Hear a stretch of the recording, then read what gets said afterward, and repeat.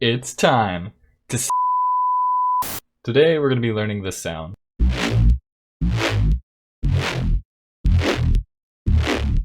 So this bass is actually pretty straightforward. All we're going to do is leave it on a saw wave, knock up the unison to about 16 to get that gritty.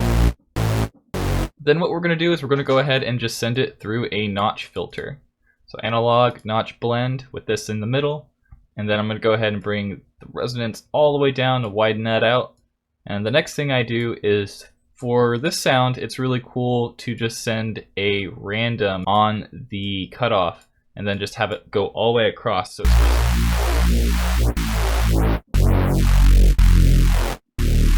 and I'll explain a little bit later on that. Next, what we're going to do is turn on filter 2, and we're going to have filter 1 go through it. And for this, we're going to go ahead and put it on dirty bandpass. So this is perfect. I have the resonance at about 40, so I bring it down just a little bit, or you can enter here and type in 40. And then what I did personally is I put it right on 35 hertz, and then took LFO1 and brought it on. And you can leave LFO1 exactly the same, except bumping this up to 1.4. And I'm having it go to the right at about 37, like 37.12, and that gives it this really quiet version of the sound that really you can't hear. But that's okay, because we're gonna do my favorite thing with the compressor, which is turn it on and take this and just bump it all the way up. And then we can just bring down the ratio to like 0.6. You'll see the ratio at the very top left right here. 0.6 is where I put it. And that just gets some of our grit back that we lost to the bandpass. Next up, I just turned a distortion on, put on a hard clip, and knocked it up to about 14.1 decibels. And that's kind of going crazy with sound. So the next thing I did was just turn on an EQ, and I went into this band right here and clicked the notch. And then I clicked this as well, and then I went into band and I put the cutoff on the band. I think I left it right where it was actually. Yeah, that was perfect. So then I just took the LFO that we have, put it on the cutoff, and I put it down about negative 36.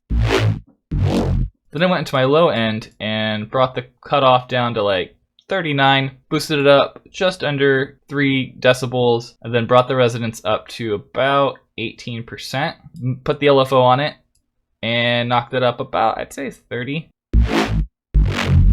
And that's all the things I needed to do in Vital. All I did next was literally just take it, put it here, throw an OTT on it, bring the depth down to maybe like 20%, maybe a little bit more depending on what you're looking for. So you'll notice that every single sound is different when it plays, and that's because we have a random on the filter 1. Now, what I recommend doing, because I feel like randomness is really good for finding different variations for sound, is to just record a whole section of these and then find one that you really like for certain parts and use that for your notes. And then you can also find other cool little twists and turns of it to change it up a little bit in your song. So this allows you to just have a little bit more variance in your wobbles as they're going through, or for you to experiment with different recordings. So it's up to you. And that's it. If you're interested in getting this preset and all of my other presets, consider following me on Patreon. For just $3, you can get access to every single preset that I've made, plus a bunch of extras you haven't seen behind the scenes. If you want to just pay the $3 and dip, there's no obligation. You can get access to everything I've created so far for just $3. I also have a Discord community where we can talk, drop samples, presets, and other cool things. Go ahead and come in and drop your music and see what other people have to say.